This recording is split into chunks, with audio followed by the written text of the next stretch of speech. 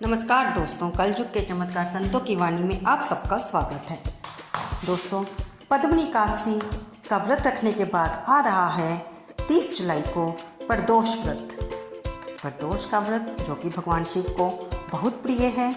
और आज की वीडियो में हम यही जानेंगे कि अधिक मास में प्रदोष व्रत जो कि दिन रविवार को पड़ रहा है, इसकी क्या विधि है, इस प्रदोष व्रत की क्या कथा है और इसका क्या महत्व है। लेकिन वीडियो सुनने से पहले इसे लाइक करना ना भूलिएगा। आइए शुरू करते हैं हम अपनी वीडियो और मिलकर भगवान शिव की आराधना करते हैं। व्रत रखें या ना रखें, उनकी कथा सुनने से, उनके मंदिर में दीप दान करने से हमें जो पुण्य की प्राप्ति होती है वो शास्त्रों में उसका पुण्य अवर्णनीय है। आइए सुनते हैं।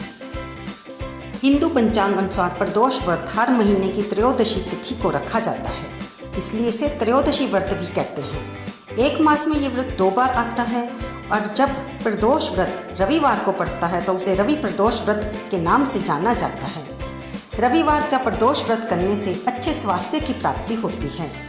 30 जुलाई को इस बार रवि प्रदोष व्रत आ रहा है, जो सावन का दूसरा और अधिक मास का पहला प्रदोष व्रत होगा। हिंदू पंचांग के अनुसार श्रावण मास के शुक्ल पक्ष की त्रयोदशी तिथि का शुभ आरंभ 30 जुलाई को सुबह 10:34 से शुरू हो रहा है, जिसका समापन अगले दिन 31 जुलाई को सुबह 7:26 पर होगा। इस दान प्रदोष काल का समय 30 जुलाई को शाम 7:14 से 9:19 तक मान्य रहेगा। आइए अब जानते हैं प्रदोष व्रत में हमें कौन सी पूजा सामग्री की जरूरत पड़ती है।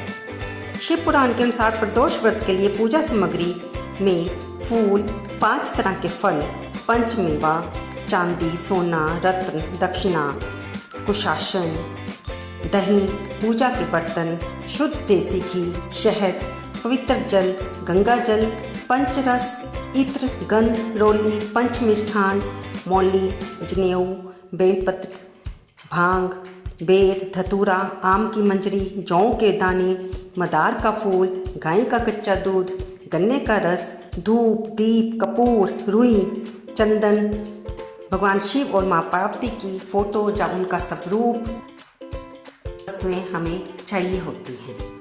इनमें से अगर आप से कोई वस्तु ना भी उपलब्ध हो पा रही हो तो भी कोई बात नहीं। ज़्यादा से ज़्यादा जितनी वस्तुएं इकट्ठी हो जाएं आप उन्हीं से पूजा कीजिए, लेकिन करिए जरूर। इस दिन सुबह जल्दी उठकर स्नान आदि से निवृत्त हो जाएं। उसके बाद स्वच्छ वस्त्र धारण करें। अब पूजा घर में भगवान भोलेनाथ और माता पार्वती की प्रतिमा के समक्ष दीप प्रज्वलित करके भगवान शिव का गंगा जल से अभिषेक करें। उसके बाद माता गौरा और भोलेनाथ पर पुष्प अर्पित करें। मन में ओम नमः शिवाय का जाप करते हुए बताई हुई पूजा सामग्री एक एक करके भगवान शिव को अर्पित करें। अब भोलेनाथ को भोग लगाकर इस व्रत की कथा पढ़ें या सुनें और फिर आरती करके भगवान भोलेनाथ से अगर आप व्रत रख रहे हैं तो व्रत का संकल्प लें और शाम को भी प्रदोष काल में इसी तरह पूजा करके आरती के बाद व्रत में होने जाने वाली जाने अनजाने भूल चूक की क्षमा प्रार्थना भी अवश्य करें। दोस्तों, हमें प्रदोष व्रत में क्या नहीं करना चाहिए इसके बारे में अब हम जानेंगे। प्रदोष व्रत के दिन तामसिक भोजन नहीं करना चाहिए। अगर आप व्रत नहीं भी रख पा रहे तो भी प्याज और लहसुन का परहेज करें, मांस मदिरा का परहेज करें और इस दिन अगर आप व्रत रख रहे हैं तो नमक ग्रहण ना करें। प्रदोष के व्रत में आप पूर्ण उपवास या फलाहार भी कर सकते हैं। इस उपवास में हरे मूंग का सेवन करना चाहिए, क्योंकि हरा मूंग पृथ्वी तत्व है और मंदाग्नि को शांत रखता है। प्रदोष व्रत में लाल मिर्च, अन्न, चावल और सादा नमक नहीं खाना चाहिए। आइए अब हम सुनते हैं रविवार प्रदोष के व्रत की कथा क्या है।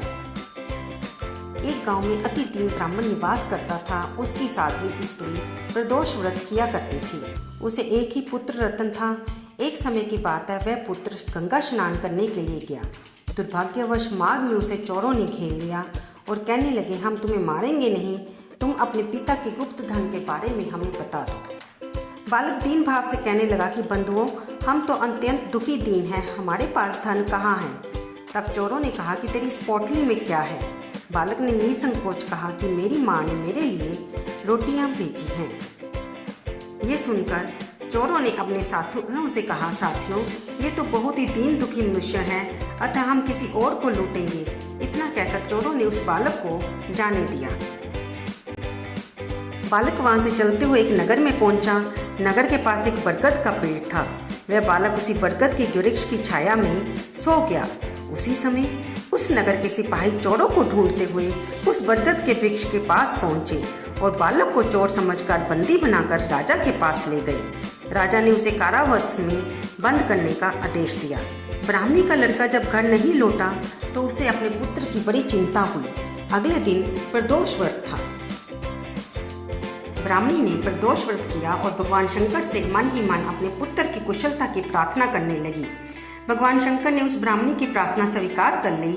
उसी रात भगवान शंकर ने उस राजा को स्वप्न में आदेश दिया कि वह बालक चोर नहीं है, उसे प्रातःकाल छोड़ दे, नहीं तो उसका सारा धन वैभव राज्य नष्ट हो जाएगा। प्रातःकाल राजा ने शिवजी की आज्ञा के अनुसार उस बालक को कारावास से मुक्त कर दिया। बालक ने अपनी सारी कहानी राजा को सुनाई। सारा वृत्तांत सुनकर राजा ने अपने सिपाहियों को उस बालक के घर में भेजा और उसके माता पिता को दरबार में बुलाया। उसके माता पिता बहुत ही भयभीत थे। राजा ने उन्हें भयभीत देखकर कहा कि आप भयभीत ना हो, आपका बालक निर्दोष है। राजा ने ब्राह्मण को 5 गांव दान में दिए जिससे वे सुखपूर्वक अपना जीवन व्यतीत कर सके। इस तरह ब्राह्मण आनंद से रहने लगा और शिवजी की कृपा से उसकी सारी दरिद्रता दूर होगी। अतः जो भी मनुष्य रवि प्रदोष व्रत को करता है वह भगवान शिव की कृपा से सुखपूर्वक और निरोगी होकर अपना पूर्ण जीवन व्यतीत करता है। तो दोस्तों ये थी सारी जानकारी प्रदोष व्रत की, जो कि इस बार 30 जुलाई रविवार को पड़ रहा है। और इस दिन भगवान शिव की पूजा की आराधना का विधान है। माँ गौरा के साथ शिव भगवान की पूजा करें और अपने जीवन को सफल बनाएं। अगर आप व्रत ना भी रख सके तो इस वीडियो को सुनते हुए इसमें कथा को सुने और बाद में भगवान की आरती करें। मंदिर में ना जा सके तो अपने घर के मंदिर में ही सुबह उठकर भगवान के आगे घी का दीपक जलाकर उनकी मन के भाव से प्रार्थना करें और उनसे कहें कि आप व्रत नहीं रख पा रहे या आपको कोई शारीरिक समस्या है जिसके कारण व्रत नहीं रख पा रहे, अपनी मजबूरी को भगवान के सामने जाहिर करते हुए उनसे क्षमा मांगकर उनसे अपने मनोरथ को पूरा करने के लिए कहें। भगवान सब जानते हैं, वे तो अंतर्यामी प्रभु हैं, आपकी मनोकामना को अवश्य पूरा करेंगे। लेकिन जो कर्म हम अपने शरीर से जितना भी कर सकें, भगवान की पूजा में हमें उतना अवश्य करना चाहिए। सारी कथा सुनते हुए, पढ़ते हुए, कहते हुए इसके बाद भगवान शिव की आरती करें और अगर आपने व्रत रखा है तो क्षमा प्रार्थना भी अवश्य करें। दोस्तों भगवान अपनी कृपा से आपके सभी कष्टों को दूर करेंगे और आपके सभी मनोरथ को पूरा करेंगे। कमेंट बॉक्स में हर हर महादेव लिखना ना भूलें। आपने मेरी वीडियो को इतने ध्यान से सुना, इसे लाइक किया, कमेंट किया और शेयर भी किया, इसके लिए आप सबका धन्यवाद।